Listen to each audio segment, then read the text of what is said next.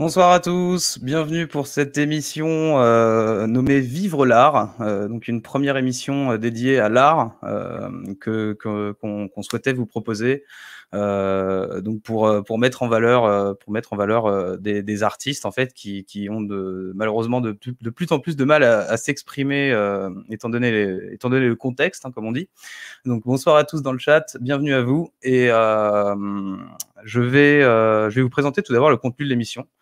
Le contenu de l'émission, ça va être des artistes qui figureront au programme, à savoir Marc-Marie Joseph, comment dire, sur lequel je vais pouvoir vous montrer son travail et faire la présentation en même temps, ça va être plus sympa. On aura aussi une vidéo sur l'art dégénéré qui nous est proposée par Tatiana C, qui fait partie du collectif. Ensuite, j'aurai le plaisir de vous passer un petit entretien qu'on a fait avec Tristan Edelman, qui est artiste, danseur. Vous allez voir justement qu'il est assez actif dans ce qu'il fait. Ensuite, on aura une vidéo sur l'art contemporain. On aura aussi un peu de musique avec un artiste qui s'appelle Miuma, qui nous propose quelque chose d'original. Vous allez voir. Quel teasing. Par la suite, je vais vous présenter un petit conte, un conte de Sylvie Debergue. Je vous en dirai plus tout à l'heure. Et on aura l'occasion d'écouter aussi un chant, un hymne chilien qui est assez difficile à trouver, de 73, qui s'appelle Charagua. Donc pareil, je vous en dirai plus. Ça a été réinterprété par un artiste qui s'appelle Frédéric Dorval. Et pour la fin, j'aurai le plaisir de vous passer une petite chanson de Barueco que vous connaissez sûrement parce que vous l'avez probablement vu avec nous assez régulièrement ces derniers temps. Une chanson qui s'appelle On pourrait, pour finir sur des notes positives. Pour cette émission, je vais avoir le plaisir d'accueillir Louis Fouché, qui va pouvoir réagir aussi par rapport à tout ce qu'on va voir. Et on aura aussi Miuma en direct. Eh ben Louis, Louis, bonsoir à toi et bonsoir à Miuma. Bonsoir Thierry, bonsoir Miuma. Vous allez bien? Oui, oui. Moi, ça va très très bien. Et vous? Ouais, ça va. Vendredi, fin de semaine, c'est bien. C'est magnifique. Bon, on va. Alors, pour Louis et pour moi, je pense que c'est pas vraiment la peine de faire les présentations. Mais pour Miuma, du coup, peut-être présentation assez rapide, puisque du coup, tu pourras te présenter plus en détail après que j'ai passé ta vidéo. Donc, bonsoir et bienvenue, Miuma, pour cette première de l'art. Bonsoir à tous. Merci déjà pour l'invite. Ça fait vraiment plaisir. Et je tiens déjà à vous dire bravo et merci vraiment pour ce que vous faites parce que les temps sont un petit peu agités et ça fait vraiment du bien d'avoir des gens qui mettent en lien, comme vous dites, et ça, c'est vraiment beau. Et je voudrais citer Henri David Thoreau, celui qui a écrit La désobéissance civile, qui dit peu importe la modestie du premier mouvement, ce qui a bien été fait une fois, le reste est pour toujours. Et voilà, ça, c'était vraiment dédicace à vous. Et puis, pour la présentation, c'est simple, je suis auteur, compositeur, rappeur à mes heures. Et voilà, je pense qu'on aura l'occasion d'en parler. Et puis, je tiens à dire que je n'ai aucun conflit d'intérêt avec l'industrie du disque, ni avec Roselyne Bachelot. Merci beaucoup pour ces précisions. Moi, j'avais des doutes sur tes conflits d'intérêt avec Roselyne Bachelot. Du coup, c'est très gentil de le préciser parce que je pense que du coup, ça permet au chat aussi d'en avoir le cœur net. Tu peux vérifier, je n'ai pas de Roselyne sur mon répertoire. C'est fort aimable. Écoute, merci beaucoup. Alors, sur ces bonnes paroles, je vous propose de commencer tout de suite avec justement la vidéo de l'artiste Marc-Marie Joseph. Je vais vous passer cette vidéo et vous commenter un petit peu, vous présenter cet artiste et puis son travail pendant la vidéo.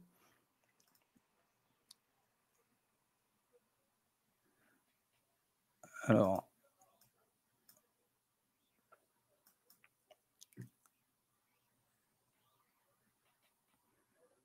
Voilà, donc Marc-Marie Joseph, c'est un artiste plasticien, là, comme vous pouvez le voir.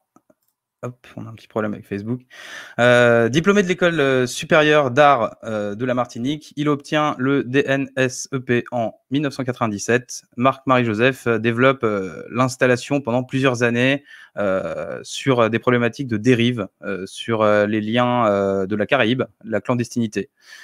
Durant ces 3 dernières années, son intérêt se porte sur le tropisme merveilleux. Il questionne les lieux habités à la recherche de résonance. L'œuvre se construit dans une exploration expérimentale, aléatoire du lieu. L'histoire, les mœurs du site comme fil conducteur, Marc-Marie Joseph est professeur de dessin et pratique picturale depuis février 2014 au CCA, anciennement l'Institut régional d'art visuel de la Martinique. Marc-Marie Joseph a participé en 2001 à KMO, Kilometro Zero, atelier international d'artistes Triangle Art Trust en Bolivie, coordinateur du Madinia Workshop, l'atelier international d'artistes Triangle Art Trust, CCA Trinidad Grand Rivière, juillet 2002 en Martinique. Et voilà, la vidéo s'est terminée. Donc voilà, j'espère que vous avez pu apprécier ces œuvres. Qu'en avez-vous pensé, messieurs? Vos micros sont coupés, par contre. Alors, ouais, moi j'ai été là vraiment frappé par le Dorlis Béquet. C'est puissant. Enfin, je veux dire, voilà, si tu sais ce qu'est le Béquet par rapport aux Antilles, là, et vu comment il est dépeint, c'est waouh. Le Béquet, c'est le blanc qui tient les exploitations de canne à sucre, etc. C'est ça?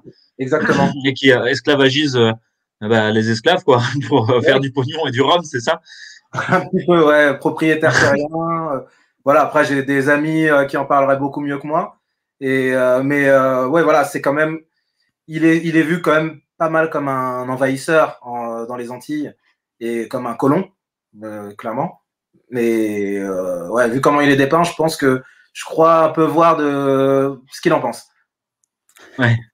Il y a pas eu de réconciliation à ta connaissance, quoi. Moi, j'essaie de réunir. Alors, c'est sûr que là, ce qu'on voit là, c'est celui qui tient une espèce de balance. Là, peut-être Ouais. ce serait bien qu'on puisse le revoir. Mais effectivement, il y a des séquelles lourdes, quoi, hein, des séparations. Ça reste des traumatismes qui sont ancrés pour très longtemps, quoi. Moi, je me souviens, il y a quelques années, j'étais une fois en Martinique, hein, à Madinina. C'était une chance, quoi, de pouvoir y aller. C'est un peu au bout du monde, et en même temps, c'est juste à côté.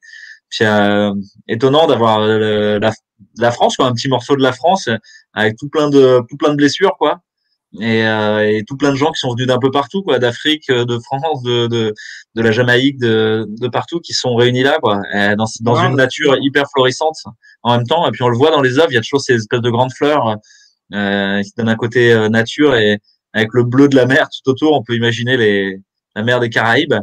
Et puis boum, ce personnage-là, quoi, avec son chapeau colonial, effectivement, son costume 3 pièces là, effectivement. Voilà, je me suis permis de faire pause là-dessus parce que c'est vrai que c'est une image forte, en effet.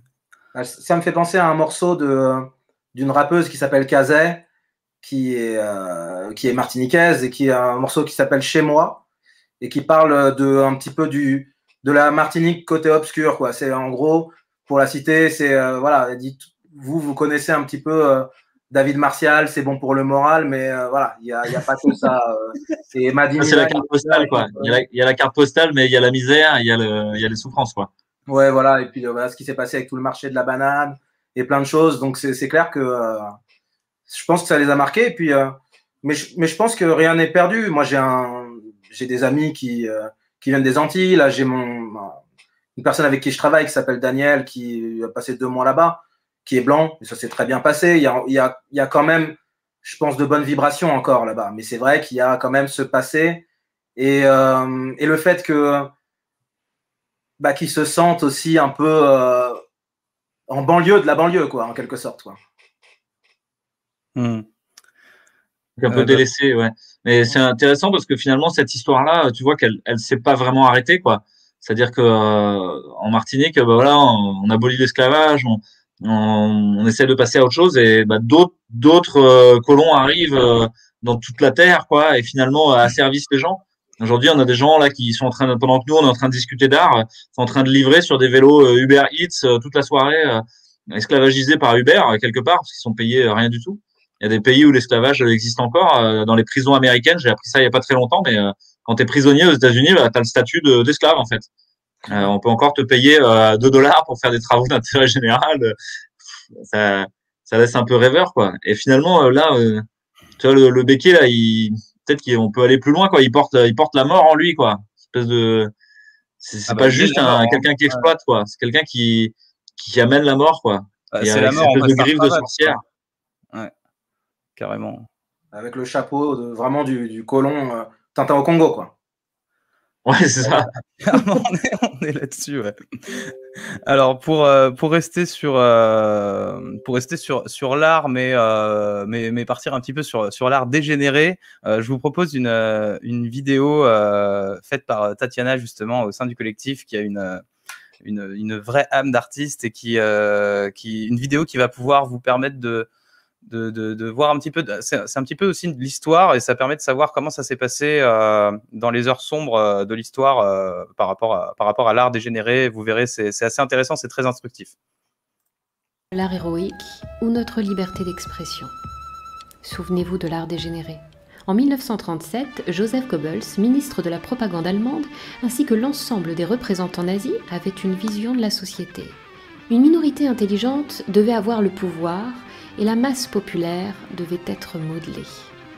Hitler, artiste raté, avait décidé de classer l'art selon ses goûts et de l'imposer à toute la population allemande. Il classa ainsi 2 types d'œuvres, des œuvres dites héroïques, correspondant à ces critères, et d'autres œuvres qualifiées de dégénérées. Ainsi, pour les nazis, toute forme d'originalité comme un chien peint en rouge ou un arbre peint en bleu était considéré comme impur à l'œil et à l'esprit. Joseph Goebbels et ses collègues nazis eurent l'idée de réaliser une exposition, Entartet Kunst, organisée en 1937 à Munich. 730 œuvres d'art, dites dégénérées, ont ainsi été exposées. Pour soutenir leur raisonnement, les responsables d'exposition se sont arrangés pour créer une ambiance trouble, pièces sombres, éclairage douteux, comme une mise en scène pour éviter de mettre en avant les peintures et les sculptures présentes. Il fallait que les œuvres paraissent laides et qu'elles fassent peur pour justifier leur choix arbitraire et intéressé. De grands noms de la peinture figuraient sur ces murs. Marc Chagall, Otto Dix, Pablo Picasso, Paul Klee, Georges Grosz, Paul Gauguin, Vincent van Gogh, etc. Il y avait des artistes juifs, communistes ou pessimistes, ainsi que les mouvements artistiques tels que les cubistes, les dadaïstes, les expressionnistes, les impressionnistes, les fauvistes, les surréalistes, les futuristes et l'art abstrait qui figuraient là pour être bannis, censurés ou brûlés. Et pour s'assurer que cette exposition générerait de la peur et de la crainte auprès des visiteurs, ils ajoutèrent des œuvres de personnes portant des troubles psychiques graves afin de stigmatiser la perversité. Le gouvernement désignant l'ensemble de ces artistes comme de dangereux terroristes. Malgré tout, l'exposition fut un énorme succès, 2 millions de visiteurs, si bien que l'accès fut fermé avant la fin de l'exposition. Plus de 16 000 œuvres furent confisquées, détruites ou sélectionnées puis vendues à une vente aux enchères internationale pour financer en partie cette guerre monstrueuse. Nous ne connaîtrons jamais le chiffre exact des œuvres disparues. Des artistes mirent fin à leur jour en apprenant que l'ensemble de leurs œuvres avaient été détruites dans des musées publics d'État. L'art dégénéré était en réalité un art libre qui questionne, qui dénonce, qui transcende, qui interpelle, qui offre de la poésie, qui entre en rupture avec les codes académiques. Il est le miroir de notre liberté, de notre pouvoir créatif. Enfin, en chacun de nous sommeille un artiste. Il suffit de danser, d'écrire, de peindre, de jouer de la musique. L'art est aussi un moyen de se rencontrer, de s'unir, d'appartenir à un tout. L'art est une deuxième respiration. Et cette chose qui provoque de l'émulation, de la force. Prenez confiance en vous. Prenez soin de vous. Créons ensemble.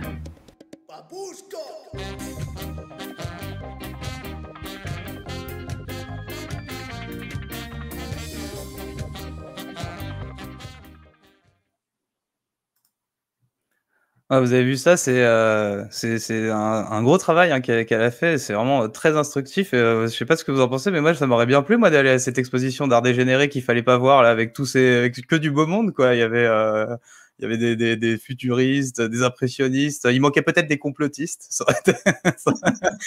Pour finir, je sais pas ce que vous en avez pensé. T'as pas ton micro, Mioma. Ton micro est coupé, par contre. Hop, ça y est, vous m'entendez? Ouais. Ah, j'ai l'impression que, sans le vouloir, ils ont fait le Woodstock de la peinture, en fait. Ils ont réuni tous les soi-disant subversifs, les décalés, et tout ce qui correspondait pas, j'imagine, à leur idée de la pureté de la race. Et moi, ça me fait penser à la définition que je me fais de l'art. J'y connais pas grand-chose en peinture. Les rares fois où je vais au musée, je suis un peu comme certaines personnes qui écoutent de la musique sans vraiment comprendre le travail qu'il y a derrière, le mix, comment tu superposes les instruments les uns avec les autres. Et moi, j'apprécie vraiment en tant que béotien la peinture. Et c'est vrai que pour moi, l'art, en général, c'est un peu quelque chose qui impressionne, que ce soit de la cuisine, du football, peu importe. C'est quelque chose qui peut être qui peut susciter l'admiration, ne serait-ce que d'une personne. Et je pense que clairement, s'ils ont mis ça en avant, après je suis pas du tout dans la tête des nazis, mais à mon avis, ça a dû les impressionner pas mal tout cet art, et c'est un peu l'arroseur arrosé finalement. Ils ont voulu mettre ça un peu de côté, et puis finalement, ils ont été victimes de leur succès, quoi. Tant mieux pour les artistes. Ouais, carrément. Ah, merci, Mioma. Moi, quand finalement, je suis intéressé par cette petite vidéo, parce qu'elle nous donne à la fois un peu d'art à voir, mais aussi de l'histoire de l'art, qui est en même temps l'histoire de l'humanité, quoi, dans ses jeux de puissance et de pouvoir. Et souvent, l'art est mis en périphérie, quoi, comme s'il était quelque chose de non essentiel. Et là, on voit que, en fait, non, il est mis sur le devant de la scène pour être détruit, pour être brûlé. Parce qu'en fait, c'est ça le plus dangereux. On a tous appris à l'école pratiquer les autodafés, c'est-à-dire la destruction des livres, la destruction de la culture, la destruction de tout, quoi. Et finalement, on voit que dans cette exposition, il y a plein de styles différents qui sont même pas forcément apparentés. Et ça me rappelle aujourd'hui la désignation de l'ennemi, c'est-à-dire que tu sois rassuriste, complotiste, artiste, restaurateur, ce que tu veux, quoi, et que tu penses pas ce qu'il faut, t'es pas dans la doxa dominante. En fait, tu es un ennemi. Et globalement, tout ça, il faut l'éradiquer. Et c'est dans le discours macroniste et En Marche, il faut se renouveler, il faut se réinventer, il a tout plein de mots comme ça. Et ça rappelle vraiment ce mouvement du fascisme, en fait, et dans le manifeste du fascisme, où ils disent la guerre est la forme la plus pure d'expression, finalement, et il faut tout casser, tout détruire. En reprenant une espèce d'inspiration nietzschéenne mal comprise, il faudrait faire table rase, c'est-à-dire casser les tables de la loi, tout casser ce qu'il y avait avant. Dans tout le discours macroniste, il y a ça. Dans toute cette idée du self-made man, auto-construit dans une start-up soi-même, dans une start-up nation, dans un start-up world, faudrait tout refaire de neuf, sans aucun héritage, sans avoir pris les leçons de ce qui s'est passé avant. C'est exactement ça, hein, le dérapage totalitaire dans lequel on est, c'est ne prendre aucune leçon de ce qui s'est passé avant et recommencer toujours les mêmes erreurs et tout brûler, en fait. Sauf que voilà, le phénix renaît de ses cendres, toujours. Et donc, on peut pas brûler l'art. Il reviendra par tous les bouts, quoi. Et finalement, c'est l'invitation de la fin de la vidéo. On est tous et chacun les graines qui vont repousser après l'incendie. Vous savez, après un incendie, souvent, il n'y a plus rien. Puis après, il y a une première pluie et paf, ça se met à reverdir partout, quoi. Donc là, voilà, il faut qu'il y ait de l'espoir aussi, hein. Ce moment-là, il est très court dans le moment de l'humanité. C'est une espèce de dérapage fou. Et on voit que les gens qui sont au pouvoir sont devenus fous, en fait. C'est un peu la dernière arme qu'ils ont. Enfin, pour moi, la censure, c'est l'arme des colosses aux pieds d'argile.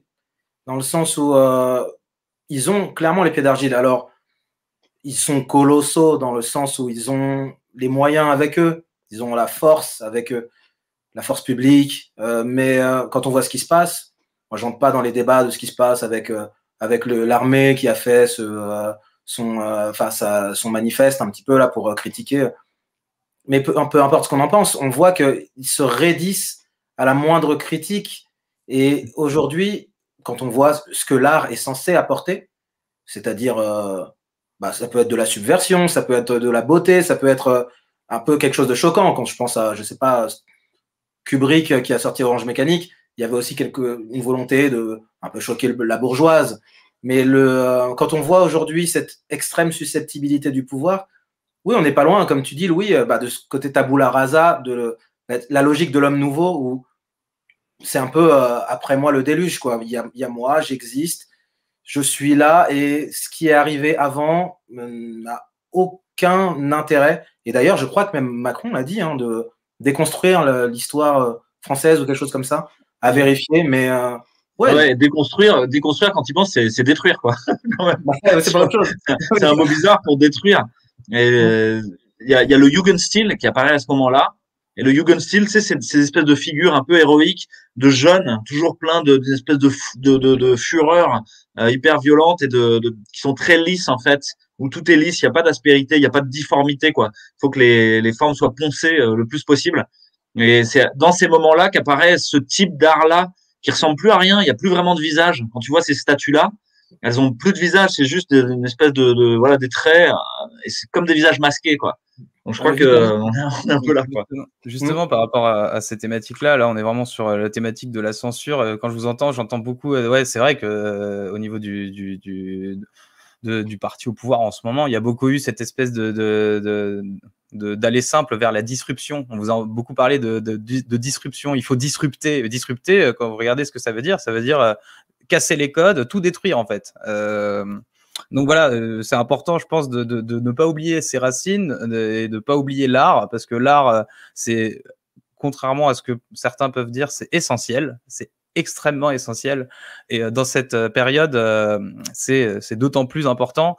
Par rapport à la censure, justement, je vais vous passer maintenant un entretien que j'ai fait avec Tristan Edelman, qui est danseur, pianiste, compositeur. C'est vraiment un artiste au sens le plus pur du terme.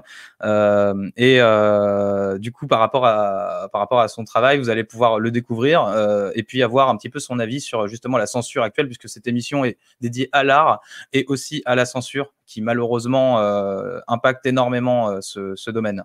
Donc voilà, je vais vous passer ça tout de suite. Et on vous retrouve après. Est-ce que tu veux bien te présenter rapidement pour nos auditeurs? Bonjour Thierry, oui. En gros, moi, je suis né dans un milieu, dans les années 70, un milieu interculturel très étendu, avec d'un côté le père juif russe-polonais, de l'autre la mère métisse chinoise et noire.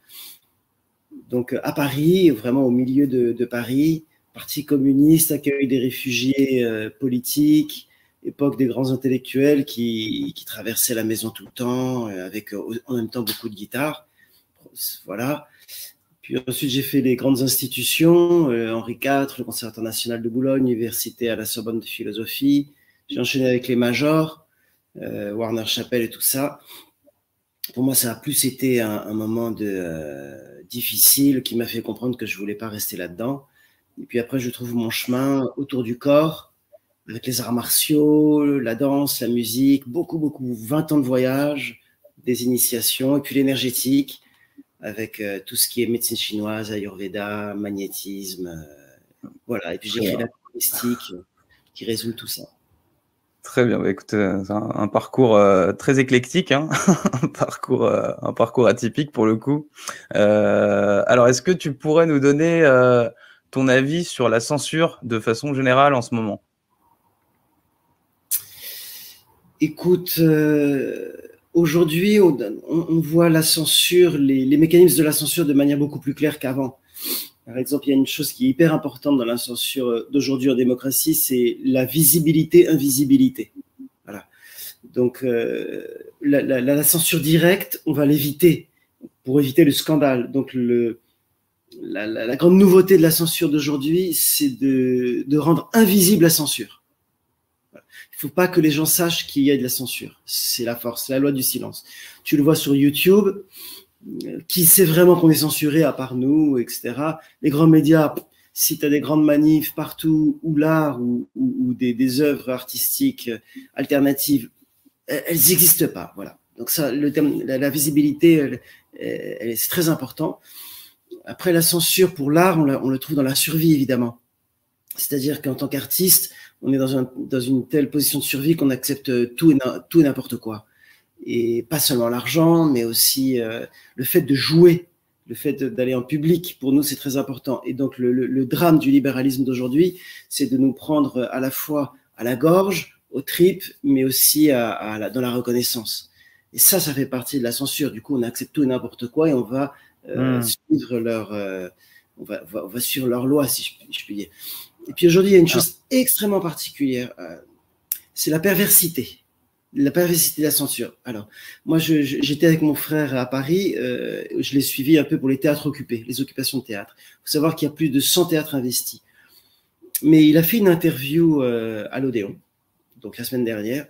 Écoutez, je vous cite quand même la réponse des artistes parce que c'est assez étonnant, sachant que l'Odéon, ça a été fondé sous Louis XVI, ça a été ensuite repris en 93, puis en 68 avec des insurrections assez violentes, hein, des occupations vraiment directes, et Jean-Louis Barrault a été viré parce qu'il était trop laxiste avec les artistes.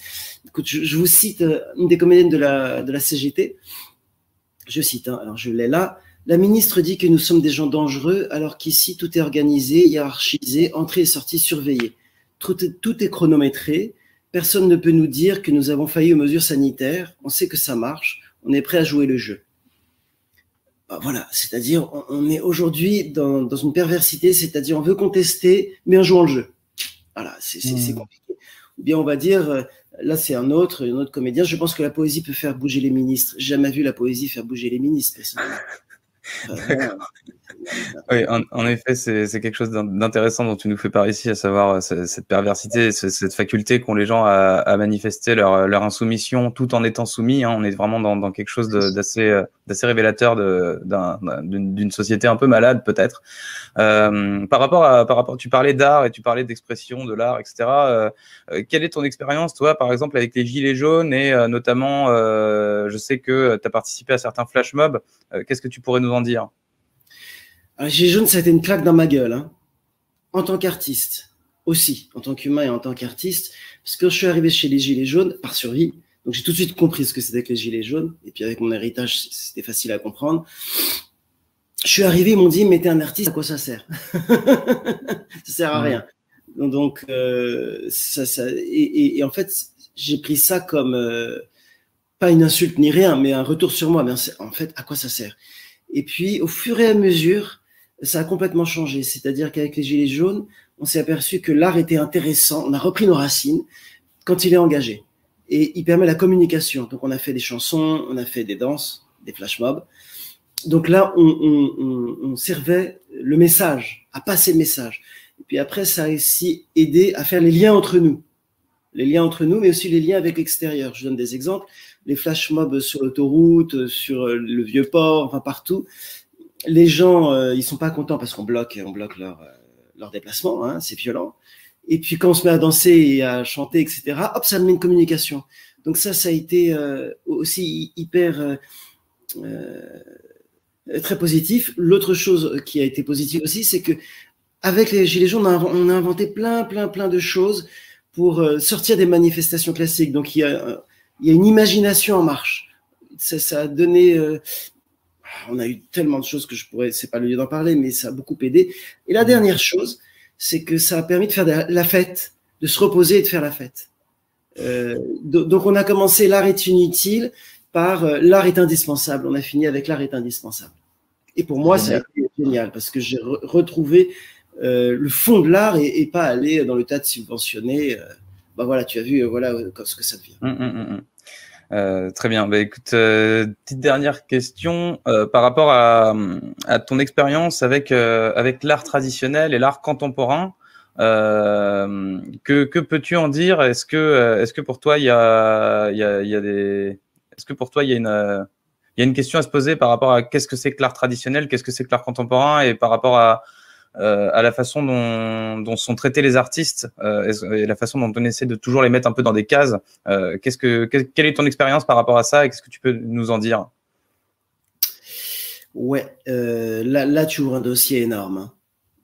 On pourrait presque parler de l'art rien que par ce biais-là, parce qu'en plus, quand on parle d'art traditionnel, d'art contemporain, on va rentrer aussi dans le problème de la colonisation, hein, entre autres. Mais en tout cas, l'art contemporain, c'est devenu le dogme de l'Occident. Hein, tu le vois quand on sort des écoles de danse ou les écoles d'art, on fait de l'art conceptuel, c'est un vrai endoctrinement. C'est le DE, le diplôme d'État, c'est autour de l'art contemporain. Le problème du mot contemporain, c'est que ça englobe tout. C'est ce qu'ils disent, hein, d'ailleurs. On dit, ah, maintenant tout est contemporain, c'est aujourd'hui. Bon, on se fout de notre gueule, évidemment. L'art traditionnel n'est pas contemporain et on le distingue. Moi, je vais te raconter juste une chose que j'ai vécue. J'ai beaucoup travaillé en Afrique, au Bénin, et mon style d'art est très inspiré des arts traditionnels. Quand on a joué en Afrique et que je réclamais que c'était un art de multiples traditions, ça a été très compliqué. Ils n'ont pas voulu nous faire jouer. C'est grâce à la femme du directeur qui, au moment de rentrer sur scène, m'a dit « fonce ». Je pourrais vous en parler. Un stade, hein, il y avait 2000 personnes, on a foncé, mais ça a marché. Le plus rigolo, c'est quand on est revenu en France et que j'ai écrit un petit conte à propos du Quai Branly, où tu as un masque qui s'enfuit du Quai Branly pour retourner chez lui. La directrice, une directrice à l'époque du Quai Branly, était furieuse. Mais ça te donne un petit peu l'idée de la tension qui se joue. Mais même chez les artistes, je me souviens, mes amis africains, la première chose qu'ils voulaient, c'était devenir art africain contemporain. Voilà, pour te dire que ce dogme-là, il a aussi envahi la tête chez nous, quoi. Alors qu'en fait, c'est bien différent. Et comme tu le dis très bien, on essaie de te caser. D'ailleurs, tu as en danse 3 diplômes. Tu as le diplôme de classique, tout va bien. Le diplôme jazz, déjà, j'ai toujours trouvé ça bizarre. Un diplôme jazz, on parle de jazz, tu vois. C'est le métissage, c'est un peu ce qui ça. Et puis le diplôme contemporain. Alors, le diplôme contemporain, non, en fait, là, on est bien dans la case, quoi.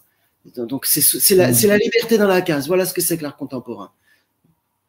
Est-ce que c'est pas un peu symptomatique aussi de quelque chose qui se passe de façon plus générale dans notre société, quoi. Libre, mais dans notre base, quoi. Donc, il y a une corrélation à faire là-dessus. En tout cas, je te remercie vraiment pour toutes ces précisions. Et puis, je vais proposer justement à nos auditeurs maintenant qu'on puisse profiter d'une vidéo sur l'art contemporain qu'on a décidé de vous proposer ce soir. Donc voilà. Merci en tout cas, Tristan. J'aimerais juste rajouter une chose hyper importante, oui, Terry. Je t'en prie. Vas-y. Sur la censure. Aujourd'hui, la censure chez les artistes, c'est l'autocensure. Voilà. Puisque là, je critique évidemment les structures, mais l'autocensure, c'est quelque chose d'énorme, hein, au niveau de l'ego, de la critique contrôlée. Et j'espère que ce moment qui est de dépression chez les artistes, ça va les réveiller. Et je crois que ça marche d'ailleurs. Sortir de l'autocensure et dire vraiment ce qu'on a sur la patate. Parce qu'on en a beaucoup. Il faut plus se soumettre. Il faut cesser l'autocensure et dire tout ce qu'on a vécu. Très bien, merci pour cette précision. C'est même pas un espoir, j'en suis absolument certain. C'est d'ailleurs peut-être ce qui se passe, c'est peut-être aussi nécessaire pour que certains artistes comprennent l'intérêt de ne plus s'auto-censurer. On a des grands événements dans l'histoire comme la Seconde Guerre mondiale qui a donné des œuvres de dramaturges extraordinaires comme par exemple le Rhinocéros de Ionesco. Il y a des artistes qui se sont révélés aussi par rapport à ces situations dramatiques. Et c'est un très fort motif d'espoir et merci pour ton message qui est en même temps un message de lutte et d'espoir et voilà, donc dans cette optique-là, encore une fois, là, je vous propose qu'on passe sur cette vidéo sur l'art contemporain qui va nous permettre de reprendre aussi espoir par rapport à tout ce qui a trait à l'art.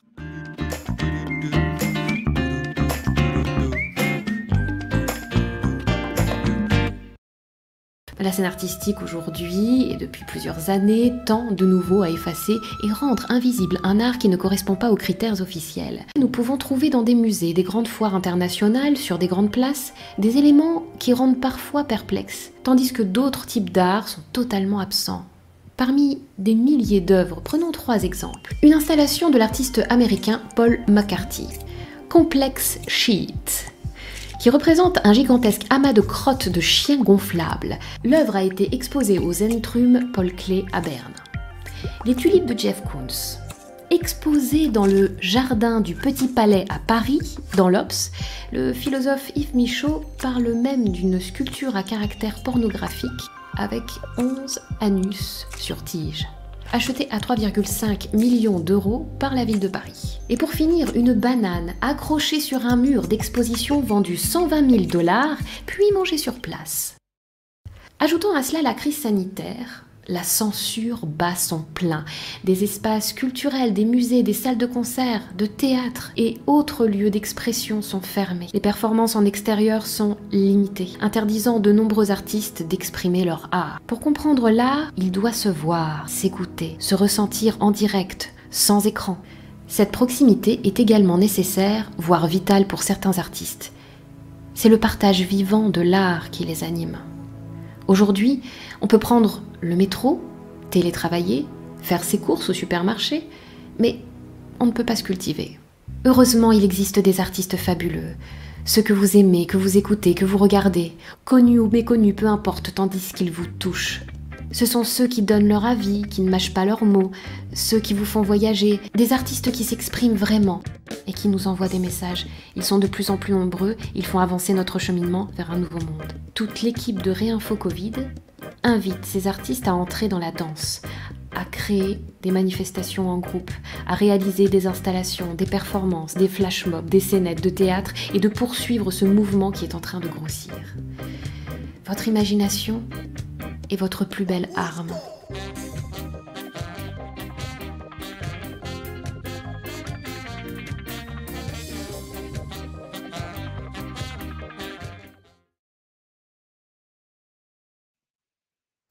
Eh ben alors, c'est pas magnifique tout ça, ce bouquet d'anus à 3 Merci millions. Thierry. Moi j'aime bien la dénonciation de l'art contemporain, foutage de gueule. Donc ça fait plaisir qu'on puisse le dire dans une émission avec des artistes. Parce que souvent il y a un côté un peu précieux. Oui, oh là là, comme c'est intéressant, c'est un mat de merde, etc. Et là, non, là, voilà, on le dit une fois pour toutes, c'est du foutage de gueule. Vendu combien de millions d'euros là? C'est juste un scandale en fait, quoi. Donc ça c'est quand même voilà, ça fait plaisir qu'une fois de temps en temps, quoi, il y ait des gens comme Tatiana, qui ont fait l'histoire de l'art, et qui s'y connaissent bien et qui arrivent à dire quand est-ce qu'on arrête le délire, quoi. Et puis l'invitation à se lancer, par contre, parce qu'il y a plein de super belles choses qui sont faites chaque jour en fait par plein de gens partout. Et encore une fois, je pense que c'est nous, les artistes d'aujourd'hui et de demain. C'est pas ceux qui sont payés par la mairie de Paris 500 000 balles pour une banane, quoi. Ah, ça me fait marrer, mais c'est vrai qu'il y a des choses qui me dépassent. Voilà, la banane. Je crois que c'est un Italien d'abord, parce que moi je vis en Italie là, mais je crois que c'est un Italien qui a acheté 120 000 balles à un pote. C'était un pote à lui qui a accroché une banane avec du scotch. Le mec a dit: oh tiens, mon pote a fait une banane, tiens, 120 000 balles. Vas-y, s'il te plaît. Bah, donne-moi je sais pas, du sopalin, de la mayonnaise. Moi aussi, vas-y, 50 000. Enfin, voilà, je pense qu'au bout d'un moment, tout ne se vaut pas, quoi. Enfin, je sais pas. Ouais, puis il y a une sorte de cynisme un peu honteux, quoi, à faire ça, je trouve. Mais je reviens un peu sur l'exposé de Tristan. Tristan, je l'ai rencontré, c'est quelqu'un qui me touche profondément. Et ça fait partie de ces gens dont j'ai parlé qui ont un passé où leur famille a souffert des totalitarismes, en fait. Et donc sont sensibles, ont une espèce de sixième sens à sentir que ça va pas, quoi, que ça dérape. Et je trouve que son mot sur le fait que les artistes s'auto-censurent, mais pas que les artistes, en fait. Les journalistes, les scientifiques, les médecins, tout le monde s'auto-censure actuellement. Enfin, est en train de se frustrer, de s'auto-anéantir, en fait. Et il y a quelque chose d'un auto-anéantissement dans ce qui nous arrive. Donc vraiment, je crois qu'il faut déployer au contraire tous les possibles, tous les champs du réel. Mais je suis totalement d'accord, parce que je trouve que l'autocensure est bien pire que la censure elle-même, parce que la censure se contourne. Vous en parliez avec notamment Michel Maffezoli, que je suis beaucoup, qui parle beaucoup de ça, de ce que j'appelle la filouterie. Enfin, on peut passer entre les gouttes, il y a toujours moyen, mais quand on s'auto-censure, voilà, je crois que c'était Bruce Lee qui disait que les pires obstacles qu'on rencontre, c'est ceux que d'abord qu'on se met à soi-même. Et je pense qu'il y a une sorte de principe de précaution un peu généralisé qui irradie toute la société, mais sous toutes ses couches, parce que je peux comprendre à la limite un responsable politique qui a peur de se faire poursuivre en justice, mais je pense que ça touche après les journalistes et puis les sous-couches de la société et tout le monde finalement. Enfin, moi, ça me fait dire qu'on est passé de je suis Charlie à je suis Godwin. Enfin, voilà, maintenant, tout le monde a un petit peu peur de vexer l'un, de vexer l'autre. Et du coup, on ne se retrouve à plus rien dire. Et c'est là que je trouve que votre initiative est fabuleuse. Moi, j'ai suivi Réinfo Covid. Je suis venu par la crise sanitaire, entre guillemets, enfin, en tout cas, ce qui se passe d'un point de vue sanitaire. Et le fait que vous ayez tout de suite ouvert la chose aux artistes, ouais, enfin, pour moi, vous avez tout compris, dans le sens où on ne peut pas reconstruire un monde sans beauté, même si je suis convaincu que ce monde qu'on appelle de nos voeux est déjà là, sinon on ne serait pas en train de se parler. Et donc, voilà, mais voilà, je m'arrête là. Ouais. Merci beaucoup. Louis, tu veux peut-être redire un mot? Je te sens. Oui, juste, on a abordé finalement des arts picturaux avec de la peinture, mais ensuite avec Tristan, on voit un autre moment qui est celui du mouvement, de l'art corporel, et comment il peut nous mettre en lien dans ces flash mobs là. On voit que les gens, voilà, les gens avec leurs gilets jaunes, ça leur fait du bien en fait, de bouger leur corps, de se remettre en lien, de communier dans des espèces de danse comme ça.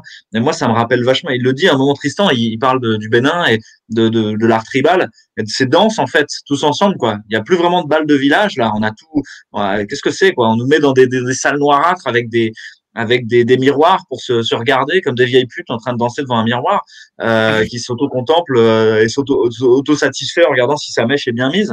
Mais qu'est-ce que c'est que cette histoire en fait? La danse, c'est justement de rentrer en contact avec l'autre, un jeu des regards, etc. Et Sam, il peut bien en parler parce qu'il fait du tango et il en parle aussi.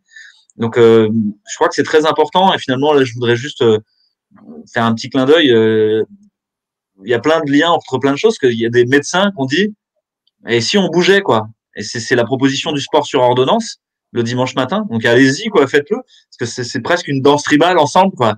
Et c'est Martine Vonner et Violaine Guérin. On peut vraiment saluer leur initiative, parce que je crois que ça met vraiment en lien, ça fait vraiment du bien.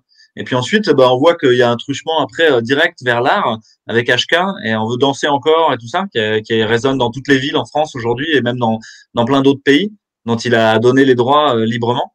Donc voilà, moi je crois vraiment que ça peut être une traînée de poudre en fait. Et effectivement, tu l'as dit Miouma, mais dans Info Covid, il y avait d'emblée cette intention-là, que ce soit beau en fait, et que on utilise l'art pas pour avilir, parce qu'il y a cette perversion-là. Il en parle aussi Tristan.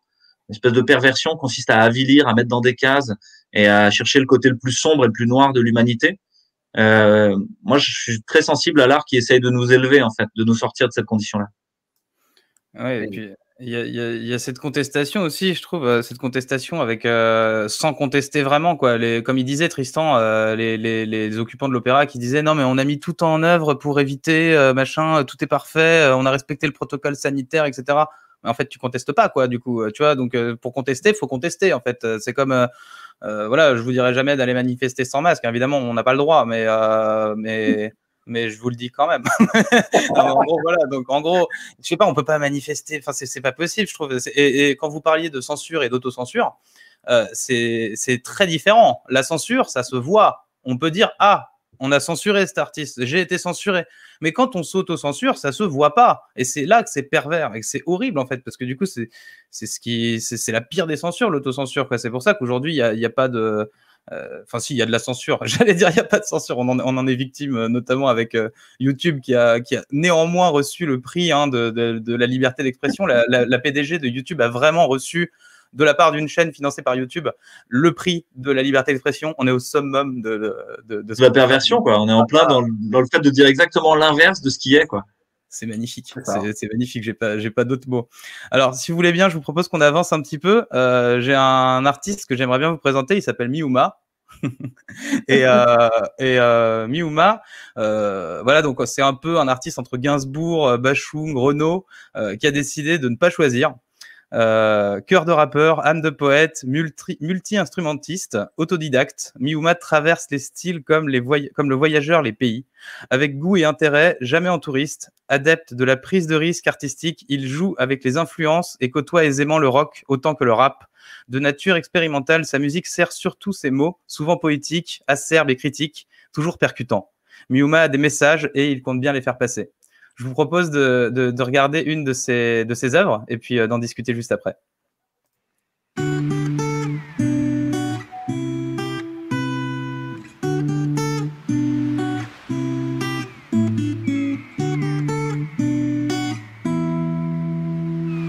Il était une fois une très jeune planète qui se décida à dresser un inventaire. Ce havre de guerre dans lequel tu vas naître en oublie parfois de ranger ses étagères. Reste-t-il de l'amour en stock? Va-t-on mettre la clé sous la porte? Fermera-t-on les yeux longtemps sur toute cette beauté? Harmonie sur la ligne de crédit, avarie sur la ligne de débit, c'est le dépôt de bilan qui menace l'humanité. On a recensé 6 chouettes et 3 abeilles, 230 conflits de sang et de sable. Au fond d'une boîte en fer, une merveille et des centaines de milliers d'hectares de terre arable. 21 bons becs et des sourires gratis, des millions d'enfants qui ne mangent pas de pain, quantité négligeable d'hommes sains dans la police et 1000 nights in white satin. 666 Amazones dans un carton, sur une enveloppe cachetonnée par le gouvernement. Fais pousser des tomates, des plantes médicinales, qu'on se fasse du bien pour ton anniversaire cet été.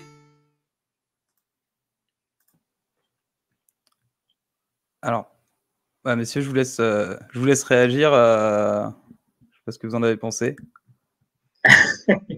Moi, j'avais eu de la chance, mais là, ça finit comme ça. Je me souvenais pas que ça finissait comme ça. J'ai eu de la chance, j'ai pu le voir genre, avant, j'ai été pistonné. Cette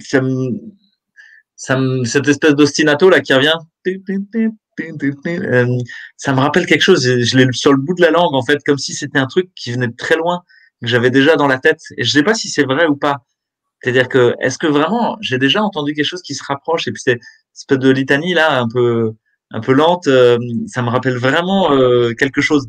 Et je sais pas si c'est toi qui allais puiser dans une espèce de savoir très ancien des mots et de la continuité des mots, et de cet accompagnement musical là, à la fois très simple et très profond.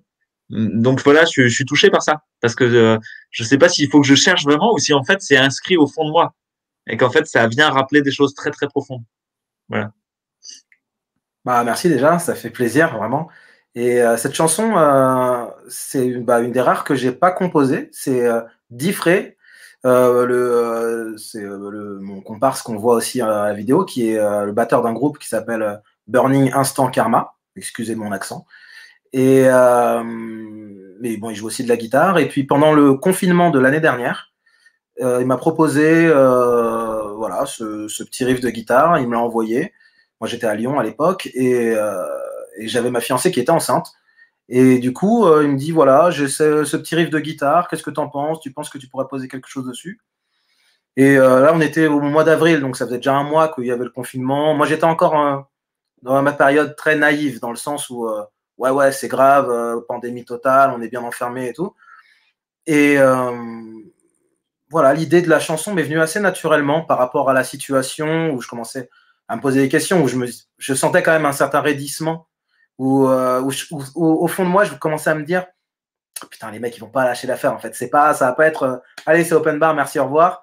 Et voilà, ça commençait à parler des 1 km, pas de sortir plus loin, etc.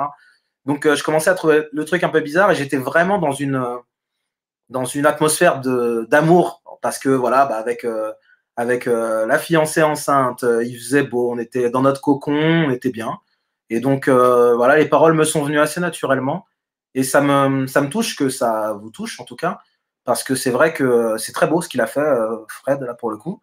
Et moi aussi, ça m'a touché. Après, on a essayé de mettre quelque chose par-dessus. On s'est dit, oh, on va mettre une basse, une batterie, quelque chose. Après, on s'est dit, non, on touche à rien, c'est bien comme ça, c'est léger, et puis bon, bah, et vamos, quoi. Et voilà. Ouais, quelque part, tu vois, il y a une certaine élocution ou un certain rythme qui me rappelle quelque chose qui vient de mon adolescence, quoi, qui depuis en plus est devenu complètement interdit quelque part, qui était Noir Désir en fait. Mais Noir Désir, c'était il y avait le côté hermétique, si tu veux, de choses, de météores qui viennent de nulle part. Tu dis mais d'où il est parti chercher ça, qu'est-ce que ça veut dire? Et les chouettes, les abeilles dans des trucs de cosmonautes et tout. Du coup, tu te mets à cogiter et tout ça. Et mais justement, ça arrive à pas aller dans le Noir Désir, quoi, à aller au contraire dans quelque chose qui monte d'un cran, quoi. Ce que je te disais tout à l'heure, qui élève en fait à la fois une espèce d'interrogation. Qu'est-ce qui se passe, quoi? Qu'est-ce que c'est que ce truc, quoi?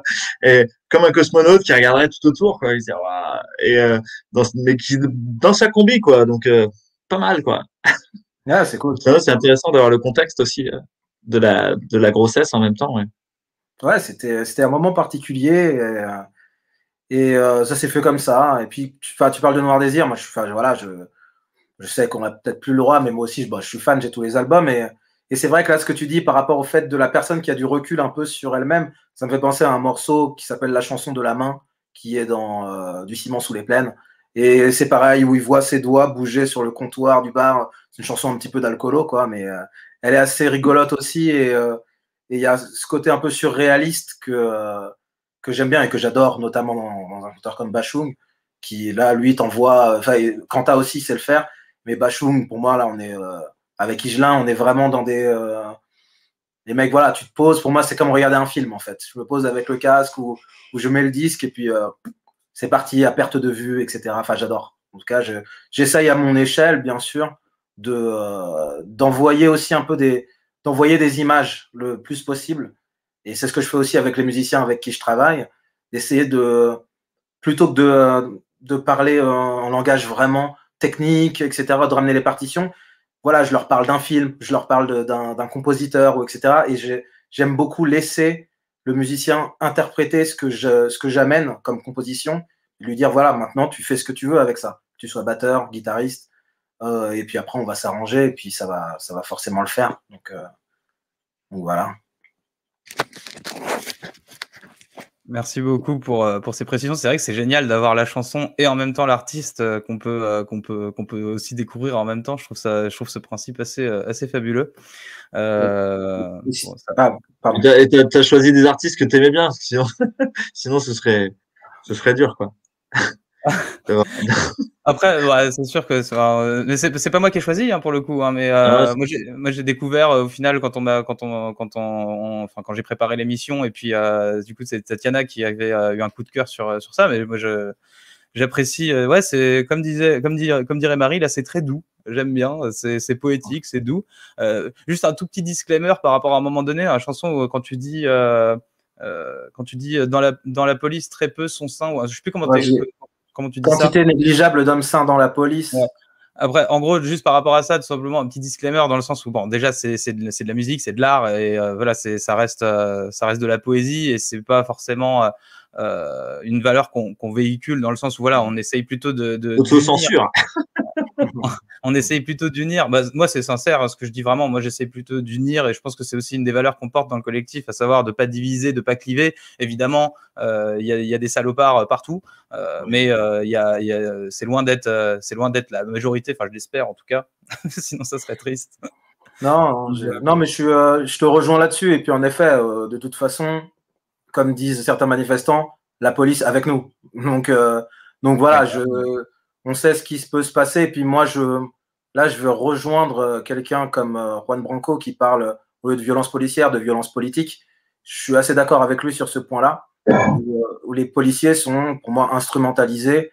Et pour le coup, faut bien bouffer. Donc, ma foi, ils se retrouvent souvent en face de personnes avec qui ils partagent peut-être le même salaire. Donc, oui. Donc Après, voilà. il n'empêche qu'il y a des comportements aussi inacceptables, hein, que ce soit du côté des manifestants ou que ce soit du côté de la police, faut le dire aussi. Voilà, sans aller déterrer des dossiers, il y a des choses qui sont aussi inacceptables. Et c'est vrai que voilà, le Il y problème, avait une chanson il y avait une chanson de Didier Super, quoi. C'était, il y en a des biens, quoi. Exact. Putain, Didier Super, ouais, ça serait bien qu'on l'invite aussi. Je trouve, putain, moi, je suis fan, hein, Didier Super. Ouais, moi aussi. C'est assez Moi, formidable. juste sur tout ce qui est présenté là, et puis sur ta chanson, peut juste dire quelque chose, c'est que je reçois beaucoup d'œuvres d'art, même au travail, il y a des gens qui m'envoient des peintures, des poèmes, des recueils de contes, des grands posters où ils se sont lâchés. Et en fait, c'est des cadeaux, quoi.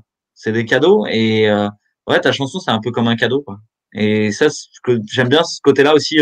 On n'en a pas parlé dans l'art, mais c'est un don, en fait. Parce que là, quand on parle des mecs qui font leur kilo de merde, là, c'est pas un don, quoi. Ils prennent des caisses de pognon pour ça, quoi. Ils l'ont rendu. Et de l'autre côté, j'ai l'impression que l'artiste, il est plutôt en vrai dans une logique du don et du contre-don parfois, mais c'est pas attendu. De toute manière, l'œuvre, elle sera là, quoi. C'est pas une commande. Carrément. Merci. Ouais, en tout cas, maintenant, merci à toi, Miuma, pour ce partage, justement, pour ce don. Tu nous as pas fait payer pour le coup. Non, toujours pas. Mais attends, je filme mon rib à la fin de l'émission, t'inquiète. J'espère bien. Si je peux. Bien, parce que faut que tout le monde est bénévole, il n'y a pas de compte en banque, je le redis pour ceux qui savent pas, parce qu'il y en a qui pensent qu'on est encore une assoce qui fait du pognon, mais la réalité, c'est que non, c'est juste Louis, il roule en Maserati. Bon, bah vous allez voir un bandeau. Miuma a quitté la conversation.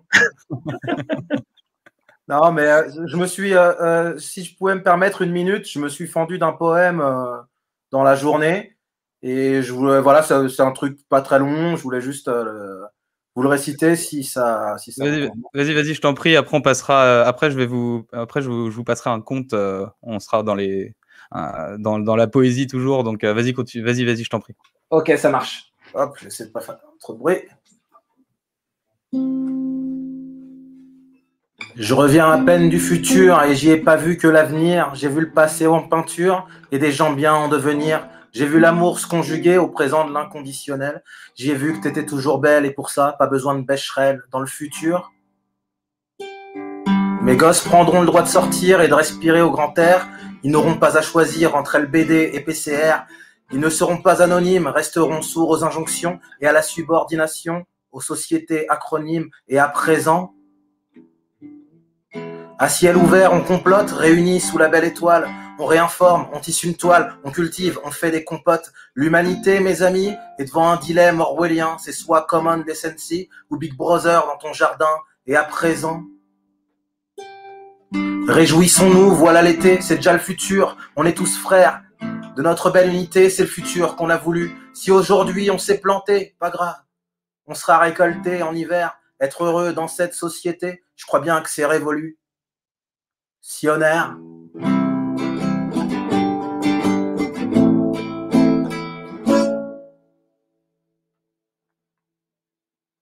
Voilà. Nice, super joli. Merci beaucoup pour ce petit moment. On fait des compotes. Faut bien planter, on sera récolté, quoi. Faut bien manger, hein. Merci beaucoup, Miuma. Il y avait quelqu'un là dans le chat qui demandait si Miuma c'était un anagramme pour humain. Ah, non, pas demandé, figurez-vous que c'est mon deuxième prénom. C'était le surnom de mon grand-père paternel. Ok. Bon, écoute. Voilà, on a Jean-Philippe apparemment qui est déjà fan de ton texte. Ouais, je pense que tu as raison, hein. On est complètement révolutionnaire, quoi. On arrive à faire une vidéo live YouTube avec 350 personnes qui regardent et des poèmes chantés. Ça, à mon avis, tu vois, c'est pas encore pour demain dans le mainstream, quoi. Non, c'est une vraie sacrée soirée, là. T'as pas refusé une invitation de BFM pour venir ici, Miuma? Non, non, j'y vais après, Non. c'est 24 heures sur 24, t'inquiète, j'ai le temps. Ouais, c'est bien. Ok, je vous propose de rester dans la poésie du coup avec une conteuse qui s'appelle Sylvie de Berg. Et ce que je vais vous passer, en fait, c'est intéressant. C'est donc imaginez-vous au temps premier, donc vraiment les tout premiers temps de l'humanité, lorsque celle-ci s'est réveillée et on ignorait alors après la nuit si le jour reviendrait. L'obscurité était si noire, sa menace envahirait-elle le monde à jamais? Voilà, je vous propose de voir ce petit ce conte hein, de Sylvie de Berg. Hop. Le Congo, une nuit, en 1740. Les maquignons d'esclaves sont venus au village, ont estourbi les gardes. Par coups, par cris, ont réveillé les endormis. Compté hommes, femmes et enfants, maté ceux qui tentaient de s'échapper. Les ont poussés jusqu'au bateau, âprement négocié leur prix. Vendus. Ils prennent aussi le roi qu'ils surnomment Chico Rey, le roi enfant, par dérision. Ils voguent sur la mer sans fin, comme des morts dans un tombeau puant. Le jour travaille sur le pont, et la nuit, dans la cale, ils se couchent sur les côtés, et on les enchaîne serrés. De désespoir ou peur, certains se jettent à l'eau. On vire par-dessus bord les trop faibles, les malades. 2 mois en mer, et voici une côte. Des arbres, collines vertes, fleurs, grands oiseaux volants. Un instant, ils se croient chez eux, mais ils en sont bien loin, car la côte, c'est le Brésil. Le navire entre dans un port, on les lave, les apprête, on cache leurs défauts comme les maquignons font aux chevaux. Il faut que le client les trouve achetables. Leur labeur, c'est chercher de l'or. Forer ainsi la terre leur mère, la blesser, lui arracher le métal jaune qui plaît tellement aux blancs. C'est un crime, un sacrilège. En Afrique, où l'or se trouve dans les eaux vertes des rivières, les vieux disaient que ces cailloux dorés sont fragments de soleil, et ils n'inspiraient pas la convoitise, mais l'émerveillement. Jamais pour en avoir ne leur serait venue l'idée de creuser. Levés avant le jour, le travail terrible commence. Gardés de près, férocement punis en cas d'évasion, comment faire pour redevenir libre? Car il est possible, en payant, de se racheter auprès du maître. Mais payer avec quel argent? Par leurs mains passent des trésors, mais chaque soir on les fouille au corps. Faudrait pas qu'une pépite échappe. À force d'observer, de réfléchir et de chercher, Chico Rey réunit les siens et leur dit: pour reprendre notre liberté, je vois une ruse que nul n'a encore tentée. Recueillir la poussière d'or qui se dépose dans nos cheveux. Tous, nous allons jurer de ne pas les couper, et nous les laverons à la même fontaine, tant que tous n'auront pas été libérés. Jour après jour, les femmes puisent l'eau et trouvent la poudre dorée au fond de leur peau. Certes, le peu tombé de la tignasse d'un seul homme semble dérisoire, mais récolté chaque soir, sur la tête de tous. Au bout d'1 an de cette pratique, un couple est racheté. L'homme continue de creuser à la mine comme ouvrier salarié, la femme ouvre une échoppe de gâteaux au marché. L'argent qu'ils gagnent ensemble vient grossir le pécule, et quelques mois plus tard, un autre couple est affranchi. Après plusieurs années, toutes et tous sont libérés, et le roi en dernier.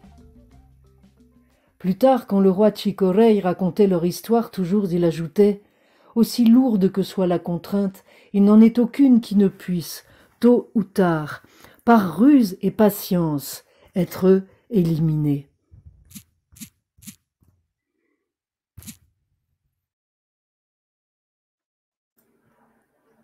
C'est sympa, non? Franchement, j'ai trouvé ça magnifique comme histoire. Je sais pas ce que vous en Merci beaucoup à pensez. Sylvie. Hein. Moi, ça me fait penser en fait à l'idée du pharmacone, quoi. C'est-à-dire c'est un des premiers mots que j'ai appris quand j'ai fait un peu de grec et puis qu'après je suis allé en médecine. C'est l'idée pharmacone, c'est le poison et c'est le remède. Et finalement, est-ce que ce qu'on est en train de faire, c'est d'utiliser YouTube, quoi, sans être les esclaves, mais en même temps, on est en train de libérer des créativités, l'énergie, et tout ce qu'on peut, quoi. Donc il y a vraiment cette idée-là. Là, c'est une première idée qui m'est venue. Et puis la deuxième idée, c'est tel qu'aujourd'hui encore, il y a des gens qui sont dans des mines en fait de tantale en République démocratique du Congo, qui a un peu partout en fait, en Amérique du Sud, en Afrique. Et il y a des gens qui sont les esclaves à la recherche de tous les minerais, de toutes les terres rares, hein, de tout ce qui fait fonctionner toute notre électronique. Et que finalement, ça fait partie de cette idée que le monde, ça pourrait être d'un côté l'extraction et la prédation des ressources par des esclaves et des gens moins que rien. De l'autre côté, une usine à construire en Asie du Sud-Est et en Inde. Et puis de l'autre côté, des gros consommateurs obèses qui juste profitent de tout ça dans une espèce d'éternité radieuse, d'enfance radieuse et éternelle où tout leur est dû. Ben, je crois que ce monde-là, ce schéma-là du mondialisme, il est complètement aberrant, en fait. Il est d'une violence inouïe et il faut qu'il s'effondre. Et moi, j'ai l'espoir que la crise qu'on traverse, c'est l'effondrement de ce modèle-là. Ouais, moi aussi, je t'avoue. Et c'est intéressant, justement, quand tu parles de ces mines, là, coltan et lithium, etc. Enfin, tout ça, c'est ce qui sert pour l'iPhone que vous allez acheter, quoi, que on va acheter. Hein, je me mets dedans. C'est tout ça, en fait. Nous, faut bien avoir conscience que nous, occidentaux, on est du côté de ceux qui exploitent, sans vraiment. Vous n'êtes pas là avec un fouet, avec comment ils appellent ça, merde, j'ai oublié le mot là. Je sais plus comment ils disent. Il y a un mot pour ça. Bon, bref. En gros, voilà, on est de ce côté. Enfin, après, il faut pas être dans l'autoflagellation, mais je pense qu'il faut peut-être penser à des changements de mode de consommation, à des boycotts parfois de choses quand on n'est pas d'accord avec.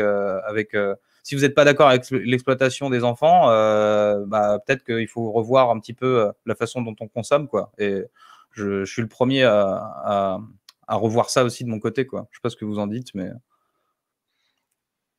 Miouma, peut-être un mot là-dessus. Ouais, je rebondis sur ce que vous disiez par rapport au fait que cette crise soit peut-être l'effondrement, l'ultime croche-patte à ce gros magma dans lequel on est un peu englué.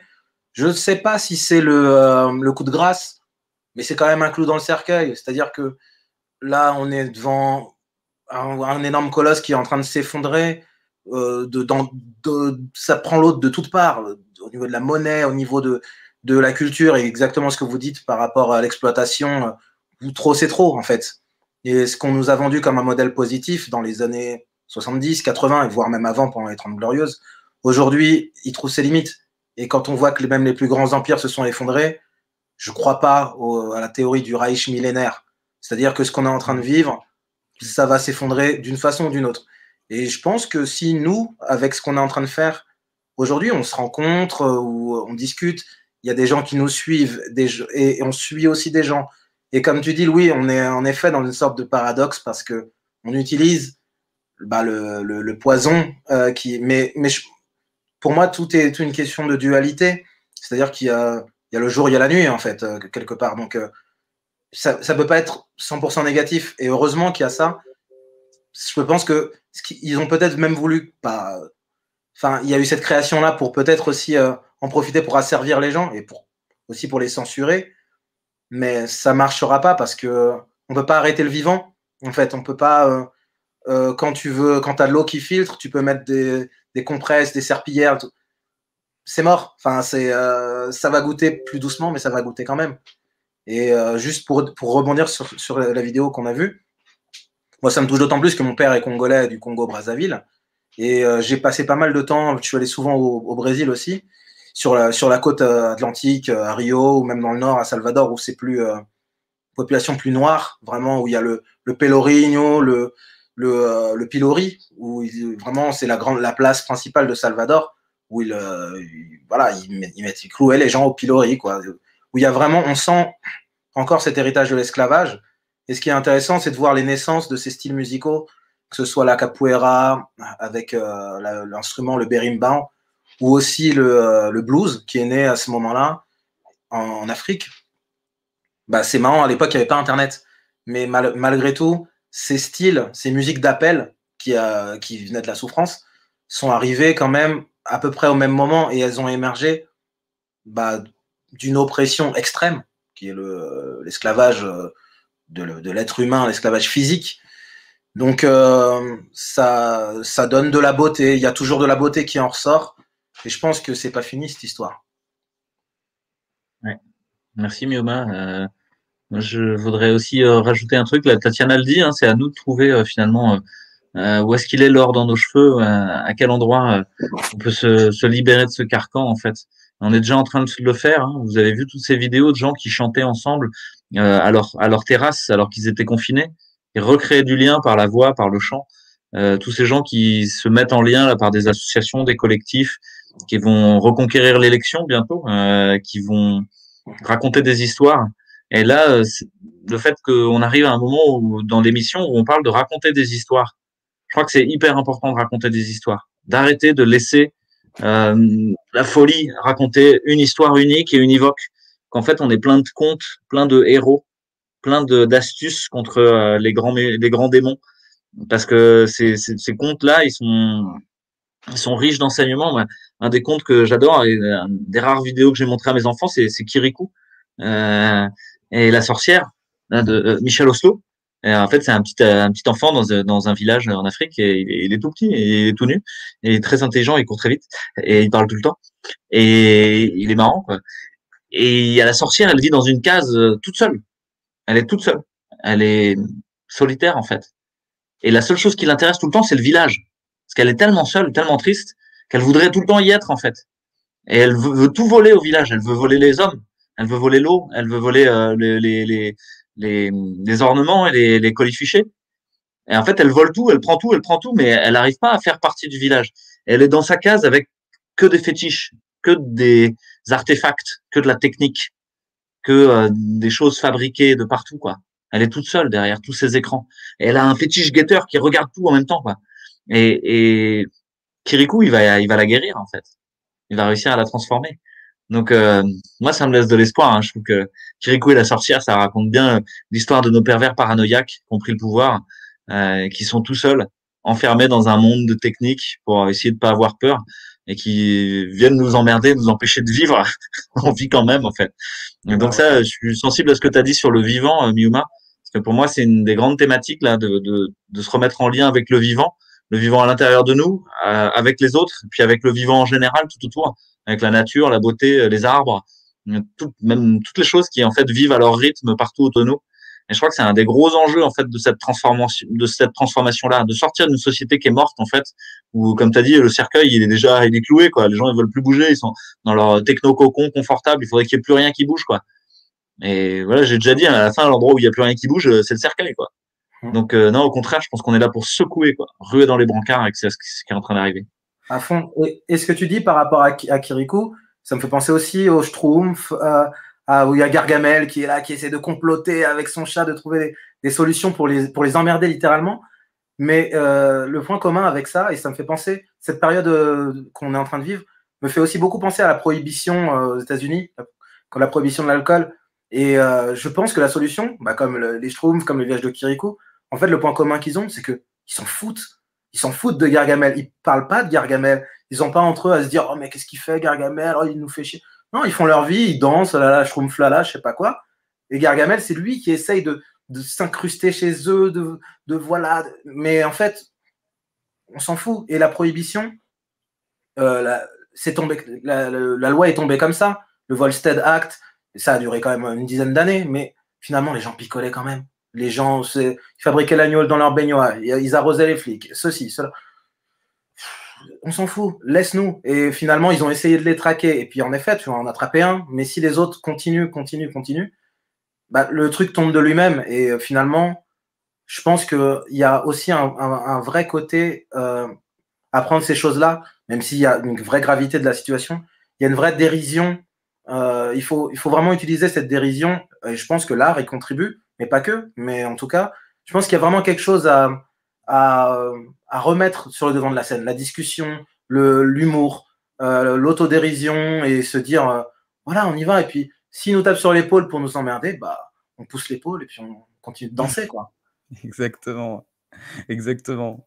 C'est un de nos rêves, Miuma, c'est de faire la chaîne Réinfo Humour, en fait. et de trouver tous les nouveaux Coluches, nouveaux inconnus et tout ça. Parce que là, on se dit, mais on fait un énorme coup, quoi. Si on a rien fou humour, mais là, il n'y a plus rien qui arrête, quoi. Parce que la science, la beauté, l'art, les témoignages et l'humour, bah ouais, c'est bon, quoi. Mais ça veut dire que c'est peut-être quelque chose à méditer pour tous ceux qui veulent faire de la désobéissance civile, qui veulent descendre dans la rue, tout casser, etc. En fait, il y a une manière beaucoup plus interstitielle de partout d'aller ronger le système et de le faire s'effondrer, parce qu'en fait, il est plein de fissures et il y a qu'à s'y infiltrer, en fait. Et c'est basé sur une seule chose, se mettre en lien, en fait, être à plusieurs, le faire à nombreux et être la ronce qui enserre petit à petit ce truc et qui le fait tomber en morceaux comme un très vieux château qui est en train de s'effondrer. Vous trouvez pas qu'il manque un truc aujourd'hui, à savoir, à l'époque, il y avait les Guignols de l'info. Moi, je me rappelle, j'attendais 20 heures avec impatience pour regarder les Guignols de l'info parce que c'était formidable avec Super Menteur, avec Johnny, avec la World Company, non mais c'était merveilleux, c'était absolument formidable. Et aujourd'hui, ça m'arrive de me perdre un peu et de regarder des vidéos de 2004, 2005 à l'époque ou même avant. Et ça manque, quoi. C'est vrai que cette idée de vrai info humour, je trouve que ça serait vraiment génial. Et c'est vrai que plutôt que d'aller tout casser, je pense que par exemple, ça les faisait chier, mais à un point, quand ils voyaient, quand Chirac il devait voir Super Menteur arriver, et tout le monde se foutait un peu de sa gueule parce que, mais c'est magnifique. Et il n'y a pas de violence, et c'est intelligent. Et voilà. Et après, malheureusement, du coup, voilà, il y a eu la fin qu'on connaît. En gros, ils ont fait comme d'habitude, hein, ils ont supprimé tous les moyens, puis ils ont fait en sorte que ça devienne nul. Et puis ensuite, ils ont dit que personne regardait, donc ils ont supprimé, quoi. C'est comme ça que ça marche pour tout, hein. Mais bon, du coup, voilà, c'est vrai que ça manque clairement, hein, l'humour. Et du coup, je pense qu'il y a encore une fois une place à prendre, hein, et on va essayer de s'y atteler et de faire ça bien. Je vous propose qu'on avance, si ça vous ennuie pas. Je vais vous montrer justement un hymne chilien censuré, hein, on est toujours sur le thème de la censure, censuré en 73. C'est Frédéric Dorval qui l'interprète et l'a arrangé. C'est un multi-instrumentiste dans les années 70 et 80 qui a participé à de nombreux groupes de musique des Andes. Il a notamment été le flûtiste des Guarani avant de partir au Québec avec l'ensemble Viento del Sur. Là, des tournées... donc en gros, il en avait marre des tournées qu'il tenait éloignées de sa famille. Vers le milieu des années 80, il s'est orienté vers la composition et vers la production pour la radio. En 90, après diverses études, il se tourne vers la psychosomatique et la musicothérapie. Aujourd'hui retraité, il a ressorti ses instruments poussés par le besoin de témoigner du passé et d'agir dans un présent qui s'annonce tout aussi cruel. Alors, je vais vous faire écouter ça.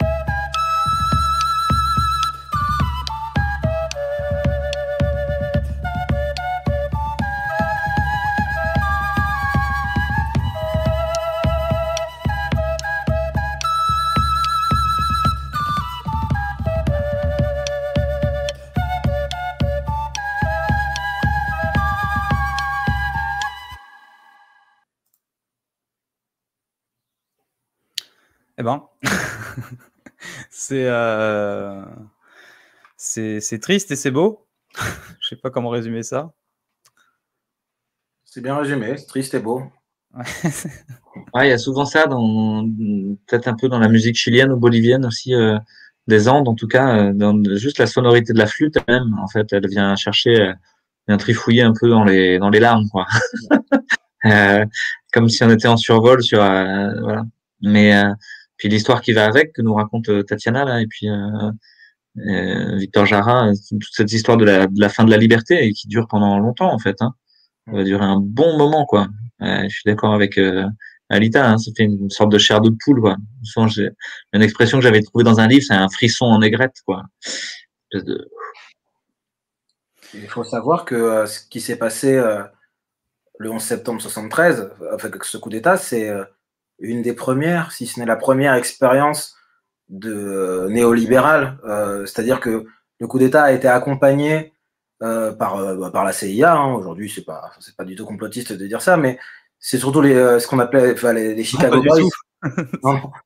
Dès qu'on parle d'histoire, en fait, maintenant, on devient complotiste, quoi. Dès qu'on raconte l'histoire autrement que celle des vainqueurs, tu vois, t'es un complotiste, quoi.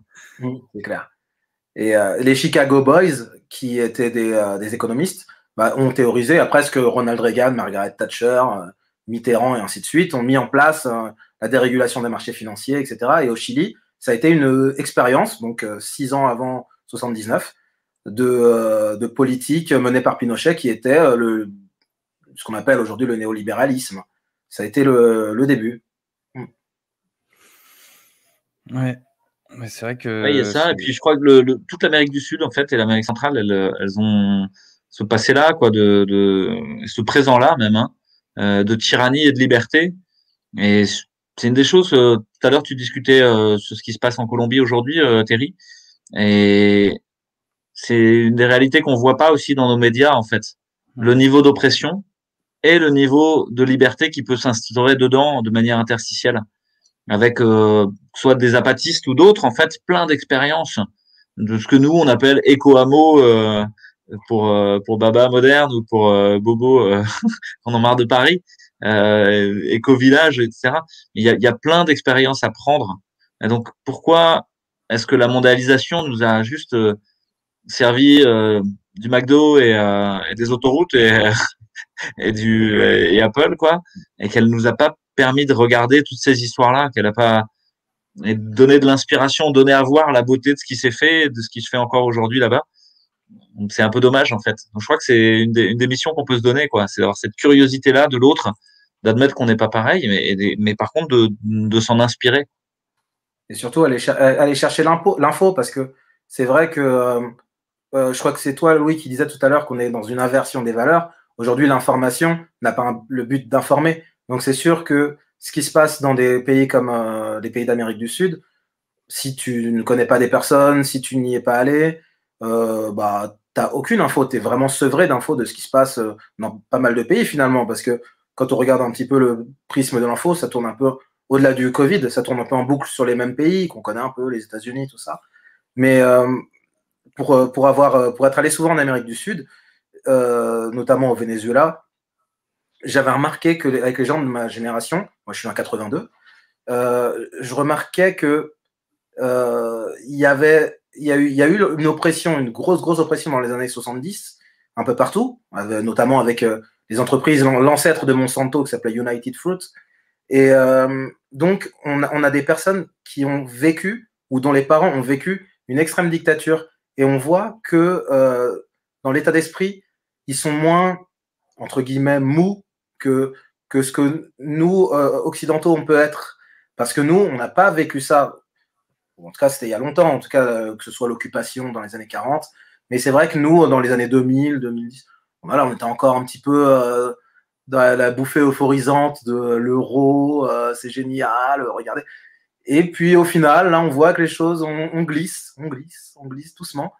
Et sans aller, je compare personne avec Pinochet ou avec la dictature qui est eu au Brésil dans les années 60 jusqu'en 85. Hein. Mais un problème de riche reste un problème quand même. Et je pense qu'il faut les résoudre. C'est clair. Même sans faire de comparaison douteuse, c'est vrai qu'il y a certaines comparaisons qui peuvent être compliquées à entendre parce que du coup, derrière, il y a des gens qui ont souffert, il y a des gens qui ont perdu des proches, il y a des gens qui sont décédés dans ces événements-là. Mais comme tu le dis très bien, toute souffrance, c'est une souffrance. Et aujourd'hui, je pense ce qui est dérangeant, tu vois, dans la souffrance actuelle, c'est que on est dans une période où en fait, il y a une forte souffrance, il y a une vraie souffrance, il y a une souffrance énorme, mais il y a une perversion, il y a une inversion dans les valeurs, et il y a une incapacité des gens qui souffrent de dire qu'ils souffrent, parce que souffrir aujourd'hui, c'est un peu être complotiste, tu vois. En gros, on est passé dans une période un peu bizarre quand même, dans laquelle se plaindre, c'est être complotiste, quoi. Tu vois, tu n'as pas le droit et on est toujours sur cette idée de censure, quoi, sur cette idée de censure. Et par rapport à la Colombie, moi, j'ai pas entendu beaucoup là aux informations sur mon fil Twitter ou n'importe où. J'ai pas vu quoi ce qui se passait. Il a fallu que Vincent m'envoie un message en me disant il y a Ariane qui vit sur place, elle me dit que c'est historique. Du coup, j'ai contacté une amie à moi qui est sur place, qui est prof, elle est prof de psycho à l'université. Et elle m'a dit, en effet, c'est historique, c'est un truc de fou ce qui se passe. Il y a les Amérindiens qui descendent des montagnes. C'est vraiment les peuples reculés, quoi, qui descendent des montagnes. Alors eux, ils dansent, ils sont là, et c'est vraiment génial parce ils font exactement ce que tu disais tout à l'heure, Miuma. Ils en ont rien à foutre. Genre, ils arrivent à masse, ils sont pleins et ils commencent à danser, à chanter. Ils occupent les universités. Ils disent l'université, c'est l'université publique, on occupe. Ils sont là et ils foutent un bordel pas possible. Et en fait, ils sont. Alors le masque, ils savent même pas ce que c'est. Hein, genre, et c'est absolument historique ce qui est en train de se passer. Par contre, là où c'est un peu moins drôle. Alors même qu'ils risquent 7 à 8 ans de prison s'ils n'ont pas de masque. 10 ans là, ça a été changé. Maintenant c'est 10 ans. Ça change un peu tous les jours. Peut-être que demain ça sera 12 ans, mais en gros ils risquent 10 ans de prison hein, pour mettre les gens en danger. Mais à la fin, ça devient tellement absurde que voilà, hein, je crois que ça doit faire réagir. Mais on a du mal à réagir, nous, parce qu'on est vraiment dans cette espèce de techno-cocon confortable. Et voilà, je mets pas de pression ni rien. Hein. Je pense qu'il faut s'organiser d'abord, et en même temps, et ensuite qu'il y a des gens qui vont devoir aller jusqu'au fond, en fait, pour aller puiser la ressource intérieure de réagir. Et qu'il y en a qui réagiront pas, hein, qui seront foulés aux pieds par le totalitarisme qui est en train d'arriver. Mais ouais. Sur ces belles paroles, je vous propose qu'on conclue puisqu'on est bientôt à 1h30 d'émission. Je m'améliore, hein, je suis moins en retard que d'habitude. On devait faire 1 heure, mais on est allé à 1h30, ça reste raisonnable. Mais... Alors, je vous propose du coup un mot de la fin, chacun d'entre vous. Et puis ensuite, on pourra se quitter sur la chanson de Barueco, On pourrait, avant de rendre l'antenne. Donc, je mets la parole au centre, comme tu dirais, Louis, et puis... qui veut prend la parole pour le mot de la fin? Je vous en prie. Bon, bah, je me lance. Merci infiniment pour l'invitation. C'est un plaisir de discuter de choses et d'autres. Voilà. Quand vous voulez, hein, vous me rappelez si vous voulez encore discuter, je serai dispo, il n'y a pas de souci. Et pour conclure, bah, je dirais que ce qui est intéressant à regarder chez ce qu'on peut appeler l'ennemi, l'adversaire, peu importe, c'est de prendre finalement le meilleur de ce qu'il fait. Parce que voilà, le principe de la censure, c'est justement de vouloir invisibiliser, c'est ce que disait Tristan, de vouloir invisibiliser l'autre comme une sorte de cancel culture, alors que pour moi, c'est exactement l'inverse qu'il faut faire. C'est accueillir, et il y a des arts martiaux comme le judo qui permettent ça, d'accueillir la force de l'adversaire pour la retourner contre lui. Et je pense vraiment qu'il faut s'inspirer de ce qu'ils font. Il y avait qui avait créé l'Union européenne, qui parlait de la politique des petits pas. Et Woody Allen disait que les méchants étaient mieux organisés que les gentils. Et c'est vrai, parce que quand on regarde les mafias, peu importe, ils sont solidaires, ils sont patients, ils sont... voilà, ils se balancent pas entre eux, ils enchaînent, et ils étendent leur toile. C'est ce que j'ai dit dans mon petit poème, on tisse une toile, on réinforme. Et je pense qu'ensemble, il y a des choses vraiment à regarder chez l'ennemi, entre guillemets, en tout cas, qui peut être un ami du jour au lendemain. Ça, c'est pas le problème. Mais en tout cas, dans les stratégies un peu machiavéliques, il y a des choses dont nous, on peut s'inspirer pour aussi faire preuve de patience et puis ça va le faire. Voilà. Merci Miuma. Je vais reprendre en disant presque la même chose avec d'autres mots, hein. On a fait un édito sur la gratitude et on disait merci justement à la contrainte. Merci à tous les politiques corrompus, à tous les labos qui essaient de nous fourguer leurs trucs. Parce qu'en fait, on est en train d'apprendre tellement de choses, de dévoiler tellement de choses sur le monde tel qu'il est, que on devient conscient et grandit de toute cette histoire. Donc la contrainte, c'est le feu par lequel on doit passer pour réussir notre initiation, enfin devenir des humains vivants et en lien. Donc, bah ouais, je crois qu'il faut garder les mains sur le kimono de l'adversaire, admettre que c'est pas un ennemi et qu'à la fin du combat, qui est pas une guerre. La guerre, c'est l'annihilation de l'ennemi. Le combat, c'est d'accepter la rencontre, d'accepter de danser avec l'autre, et puis à la fin d'accepter la troisième mi-temps peut-être, en tout cas de la proposer vers une réconciliation. Donc voilà, moi c'est tout mon espoir que je pose ce soir. J'espère que demain il y a beaucoup de gens qui vont bouger, se réveiller, aller dans la rue, se rencontrer et commencer à se dire mais en fait on va même s'inscrire pour les cantonales. Voilà, il faut être inscrit avant le 4 mai, réagissez, faites-le. Qui vont s'inscrire pour les régionales, se repolitiser dans des listes citoyennes, qui arrêteront de se noyer dans des espèces de partis fabriqués par Libé ou Le Monde, qui n'existent plus, quoi, et qui vont reprendre le pouvoir sur le réel pour prendre soin du vivant. Voilà, et puis un grand merci à Tatiana, un grand merci à tous les artistes en fait qui contribuent à Réinfo Covid et qui envoient leur contribution. Tatiana, et les autres dans le cercle des artistes, elle a besoin d'aide pour s'organiser, pour faire des choses et tout. Donc, si vous avez envie de participer et de contribuer, c'est avec grand plaisir. Et puis, si vous avez pas de temps, pas d'envie, vous pouvez déjà faire beaucoup juste en retweetant, en remettant la vidéo sur Facebook, en créant un compte Gmail et YouTube, en allant sur d'autres plateformes. Tout cet activisme numérique, il est hyper important parce que c'est lui qui permet de lutter contre l'invisibilisation dont on parlait. Merci à tous. Merci à vous deux. Moi, je vais être très court, mais je trouve que c'est une période qui est très particulière, mais qui est aussi riche en enseignements, d'abord sur nous-mêmes, et aussi riche en rencontres. Cette période, c'est une période où j'ai rencontré des types comme Louis, des types comme Miuma ce soir, des gens absolument formidables, qui sont d'une humanité incroyable et avec qui je partage des valeurs vraiment communes. Et voilà, je pense que rien n'arrive par hasard, que si ça se passe comme ça aujourd'hui, c'est que ça doit se passer comme ça. Et si j'ai une certitude, c'est que on va s'en sortir. Je sais pas quand. Ça peut être dans longtemps. C'est très probable que ça soit un peu dans longtemps. Je vous avoue que ça va pas être demain, je pense. Pas dans 3 semaines non plus. Mais agir, c'est déjà énorme. Et comme le disait Louis, n'hésitez pas à partager les vidéos. Ça, vous pouvez le faire. Ça demande pas grand chose. Ça demande une connexion Internet, un peu cliquer 2-3 fois, faire un compte Gmail, faire un compte YouTube et remettre la vidéo. Voilà, n'oubliez pas qu'on est le nombre en fait. Nous sommes le nombre. Et comme disait Étienne de la Boétie, encore une fois, j'aime beaucoup cette phrase, ils ne sont grands que parce que nous sommes à genoux. Alors voilà, relevons-nous et tout ira bien. Enfin, tout ira bien. Tout ira pas forcément bien, mais en gros, voilà, il y aura des jours meilleurs, quoi. J'en suis certain. Je voulais rapidement aussi faire un petit merci, non seulement à Tatiana qui a fait donc cette vidéo sur l'art dégénéré là que vous avez vu, qui est une pierre précieuse dans l'équipe. Hein.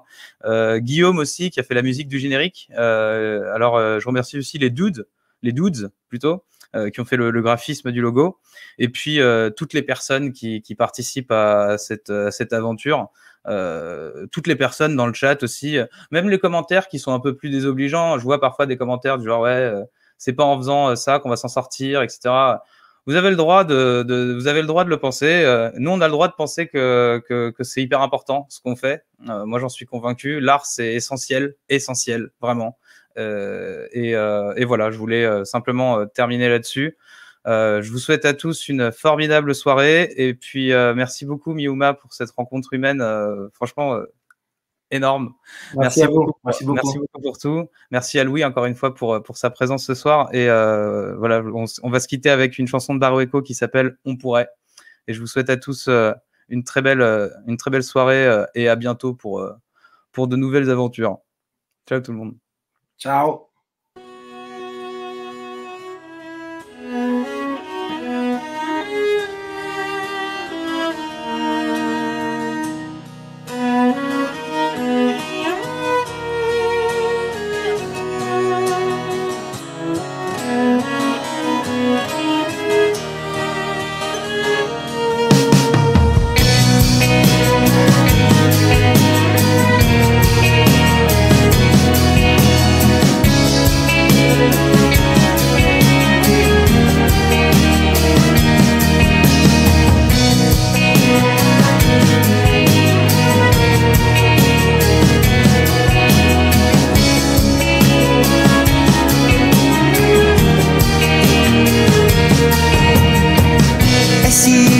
Que le ciel ne perde ses couleurs, le miel ses saveurs, et si avant que le silence ne nous rende sourds, on reparlait d'amour. Et si avant que nos visages ne s'effacent, les fous rires ne grimacent, et si avant que les rues ne se vident, on devenait lucide. Avant de se dire trop tard, on pourrait s'engager comme Nelson Martin ou l'abbé, oser comme Saint-Ex ou Crusoe, Simone, Rosa et Galilée. On pourrait résister comme Guy, Charles, Jean et Lucie, aider comme Joseph, Teresa et Colucci, aimer comme Bouddha et le Dalaï. Et si avant que l'ombre ne devienne le repère et la folie ordinaire, et si avant que les armes ne nous rassurent, on cassait les murs. Et si avant que la nature ne perde sa dentelle et les anges leurs ailes, et si avant que nos corps ne deviennent cobayes, on livrait bataille. Avant de se dire trop tard, on pourrait s'engager comme Nelson Martin, l'abbé, oser comme Saint-Ex ou Crusoe, Simone, Rosa et Galilée. On pourrait résister comme Guy, Charles, Jean et Lucie, aider comme Joseph, Teresa, Colucci, aimer comme Bouddha et le Dalaï.